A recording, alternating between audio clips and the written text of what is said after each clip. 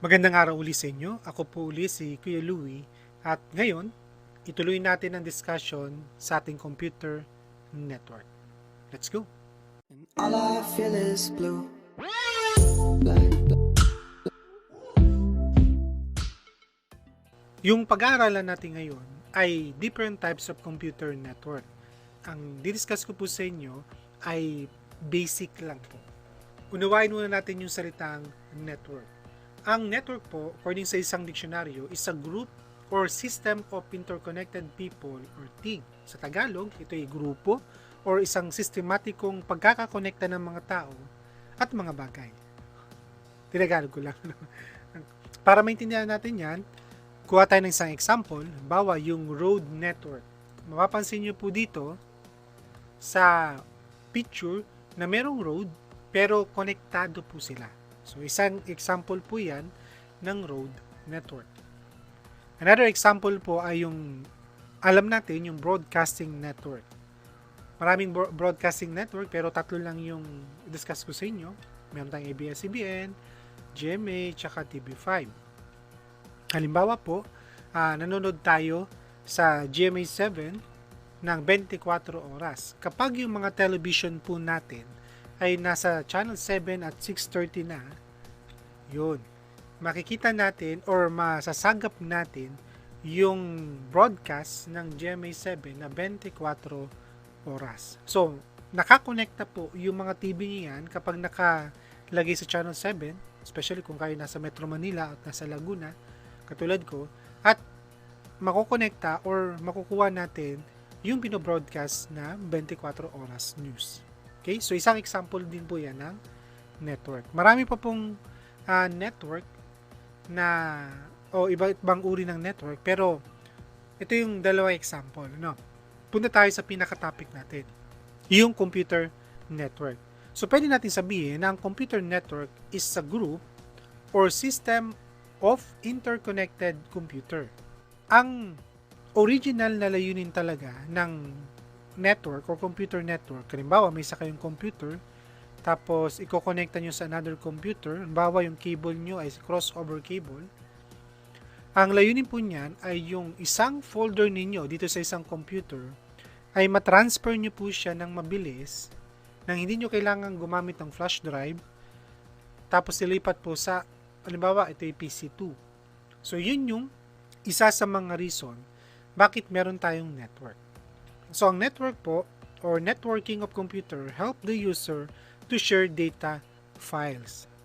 Another reason kung bakit meron tayong computer network is to help the user to share device such as printer or and scanner. Halimbawa, meron kayong 20 computer. Di ba? Hindi isang katalinuhan, nabibili rin tayo ng 20 printer. Mauubos yung budget ng isang business o kumpanya, no? So, ang ginagawa po, dahil sa may maayos na network, kahit isang printer lang, pwedeng gumamit yung nakakonektang computer po doon. Okay? So, makakasave po ng money, pambili po ng printer. So, again, yan yung mga reason ng mga computer, bakit meron tayong computer network. Now, pag-usapan natin ng higit pa, yung sinabi ditong group or system of interconnected computer. Kaya po siya tinawag na group of interconnected computer, yung parang kinabit mo lang yung mga computer para may connection sila, yun na, meron na silang network. No, nakagrupo na po sila.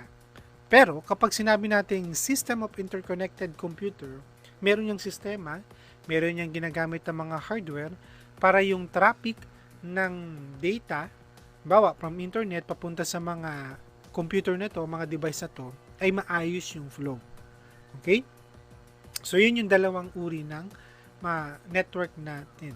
Pero, ang mas pag-aaralan natin ngayon at sa mga susunod na video, yung system of interconnected computer. Dito tayo sa different types of computer network. Marami siya, pero yung 5 lang yung di-discuss ko sa inyo. Una, Personal Area Network or PAN. Ikalawa, Local Area Network or LAN. Ikatlo, Wireless Local Area Network or WLAN. Ikaapat, yung Metropolitan Area Network na sa maikli ay MAN. At Wide Area Network. 1. Mayroon pa pong iba tulad ng Campus Area Network or CAN.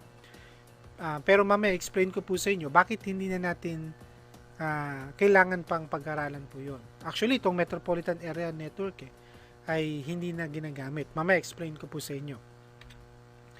Bago yun, pag-usapan muna natin kasi pag naririnig natin or dinidiscuss natin yung network, hindi natin maiwasan yung mga terminology tulad ng node. Sabi dito, a physical network node is an electronic device that is attached to a network and is capable of creating, receiving, or transmitting information over a communication channel. So ito yung mga electronic device, kahit anong electronic device na nakakonekta sa ating network. Ano-ano yun?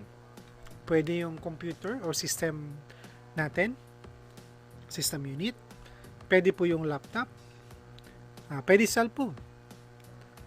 Pwedeng printer at CCTV. So lahat ng mga yan ay tinuturing na node. Okay? And then, maririnig nyo rin po yung word na network media. Sabi po dito, network media refers to the communication channel used to interconnect nodes on the computer network. Ibig sabihin, ito yung mga iba't ibang paraan o iba't ibang ginagamit para may connecta yung mga nodes into computer network. Pwede silang may connecta gamit po ang LAN cable, fiber optic cable. Kung gusto niyo po ng mas mabilis na takbo ng data, pwede rin pong Bluetooth or Wi-Fi. So ito yung iba't ibang network media na pwedeng gamitin para mai-connect ang mga computer natin o yung mga nodes sa network. Balikan natin to. Unahin natin yung personal area network. Ang personal area network po, sabi dito, it is an interconnection of personal technology device to communicate over a short distance. Halimbawa, ito yung ating laptop. Gusto nating magpasa ng files sa ating cellphone o kaya sa ating system unit. So, pwede natin gamitin yung tinatawag nating Bluetooth. Ang Bluetooth po, para gumana po yan, dapat na nasa malapitan po kayo at mga maliliit na files lang po yung binabato po dyan. Halimbawa, mag-send kayo ng picture, kahit mga files, yun. Pwede po yun. Well, tandaan natin na kapag computer yung papasahan natin, dapat po meron siyang tinatawag na Bluetooth card. Okay? Without the Bluetooth card sa system unit natin, hindi matatanggap yung files na pinapadala ni laptop papunta kay system unit. So, yan yung tinatawag nating PAN or Personal Area Network. Another example of Personal Area Network, yung personal hotspot. Halimbawa po, merong tayong ginagawang report, deadline na ngayon sa laptop, nag-brown out. Siyempre, pag nag-brown out, mawawala rin yung internet connection natin. So, pwede nyong gamitin yung inyong cellphone na gawing hotspot po siya. Loloadan nyo lang po yung cellphone, yun, pwede siyang maging hotspot, nang sa ganon, hahanapin niya yung signal sa mga network, halimbawa yung Smart, Globe, yan TM. So, yan yung nagsisilbing internet connection nyo po, itong cellphone po ninyo. So, yan po yung isang example din po ng personal area network or hotspot. Next, pag-usapan naman natin yung local area network. Sabi dito, ang local area network is a group of computers or other devices interconnected within a single or limited area, typically via internet cable. So parang ganito, we will have a switch. Pag-usapan pa po natin yung ibig sabihin ng switch, susunod. Tapos nakakonekta po sila. Matatawag natin tong system o naka-systematic na network. So ito yung isang example ng local area network. Next one po ay wireless local area network. Kapareho po siya ng LAN, pero this time, wireless na po siya. Hindi siya gagamit ng, let's say, RJ45 or UTP cable. Ang gamit lang po ay wireless router, for example, at nakakonekta na po sila. Yan. Basta po, meron silang mga tinatawag na wireless card na taga-receive. Especially, ito pong mga computer na to, dapat meron silang wireless card para ma-detect yung internet connection. Pwede rin pong printer. No, nakakonekta sa WLAN, basta po yung printer ay meron din pong wireless connection. May mga printer po, yung mga luma, wala pong wireless connection. So, hindi natin yan makakonect. Okay? So, pili tayo ng mga printer na pwede silang i-connect sa Wi-Fi natin. Okay? So, yan yung example ng wireless local area network. Madali lang intindihin, ano? Wala po siyang wire. Ang LAN, WLAN, ay pwedeng sa bahay o kaya sa maliit na opisina. Halimbawa, yung mga internet, meron kayong 3 computer, 2 desktop, tsaka isang laptop. Lalagyan nyo pa siya ng wireless router. So, pwede na rin pong dagdagan ng mga cellphone. Yan. So, yan yung example ng small local area network. Nasa isang lugar lang kayo. Or wireless local area network. Sa example po yung computer shop, pwede kayong maglaro ng games na involve lahat na nandito sa isang kwarto. Yung kumbaga naglalaban, yung nagti-team sila, tapos mayroon silang, o naglalaban sila, ano. O gagana po yan because of the local area network. Okay? Yung malaking example po ng LAN or WLAN ay yung nasa isang building na ng opisina. Kahit mataas na po yung building, kahit sabihin natin hanggang ilang floor po yan, basta magkakakonekta yung mga computer po natin, local area network pa rin ang tawag po dyan. Okay? Pwede rin siya maging wireless, para makakonekta yung mga laptop tsaka yung mga gadget po natin. Ano? Pero usually, kapag malalaking business na po yung pinag-uusapan natin, meron silang tinatawag na computer server. So, yung mga computer na ito, nakakonekta dito sa ating computer server. Diyan, nakasave yung mga data na kailangan. Diyan, nasasave yung mga ginagawa nating trabaho. So, yun yung isang malaking example ng local area network or wireless local area network. Dito tayo sa Metropolitan Area Network or MAN. Sa MAN naman, sabi dito, it's a network that connects computer within metropolitan area. Usually, mga 5 to 50 kilometers in range. Kaya po yan. Halimbawa, may business ako sa Buendia. No, naka-local area network lahat ng computer dyan. Tapos, nagkaroon pa ako ng isa pang business dito sa Recto. Nagkaroon ako ng building dyan. Dahil magandang business, nagkaroon din ako sa Quiapo. Tapos sa near City Hall. Manila City Hall po ang tinutukoy ko po dito. Pwede silang i-connect through wire gamit po yung cable. Okay? Kapag na-connect natin yung 4 na yan, ang tawag natin dyan ay Metropolitan Area Network. Pero tulad ng sinabi ko kanina, hindi na po ginagamit ang Metropolitan Area Network. Also, the CAN, the Campus Area Network. Ano po yung reason? Please correct me if I'm wrong ha. Sa ngayon, wala na pong gumagamit ng MAN tsaka CAN. Siguro meron pa yung mga lumang campuses na merong ganong network. Pero sa ngayon, hindi na po yun ina-apply. Bakit po? Una, sa naisip pong dahilan ay yung expensive po siya. Kayo yung bahala sa cable, mahaba yung cable, kahit isampay nyo po yan dun sa mga poste ng Meralco, parang ganon. Yung haba ng cable, gagastos kayo dun, tapos yung magkakabit pa, gagastosan nyo. Very expensive po ang pagkakaroon ng Metropolitan Area Network.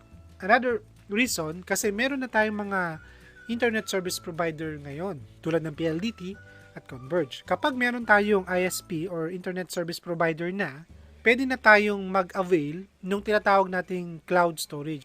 May mga cloud storage po na binabayaran pang business katulad ng Google Drive, Box, tsaka Dropbox. So yun yung mga uri ng mga storage na pwede kayong maglagay ng mga files ng company or business. Tapos kapag may access yung isang katrabaho ninyo, yun, pwede nilang ma-access po yun. So, you don't need a Metropolitan Area Network para magpasahan ng mga files at mga data, especially in business. And then, pwede rin kayong gumamit or humingi ng service sa virtual private network. Kumbaga, talagang kung sino lang yung employee nyo, yun lang yung makaka-access dun sa network na yon.